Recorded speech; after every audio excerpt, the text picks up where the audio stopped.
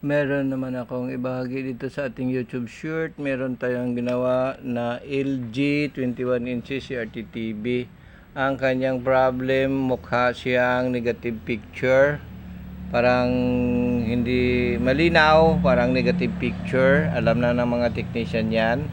At yung kanyang kulay or yung mukha ay merong kulay na naka parang spreaded or parang tawag doon yung nakakalat na picture sa gilid ng mukha. Yan po yung ating ginawa at ito po yung kanyang sira, yung sa video na 180 volts, yung 4.7 microfarad na capacitor.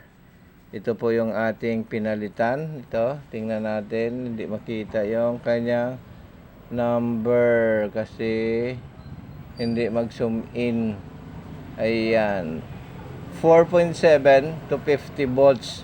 Yan po yung pinalitan natin. Doon sa, mula sa may FBT. Tapos dadaan ng rectifier diode. Tapos merong filter na nakakonekta sa diode at nakakonekta sa ground.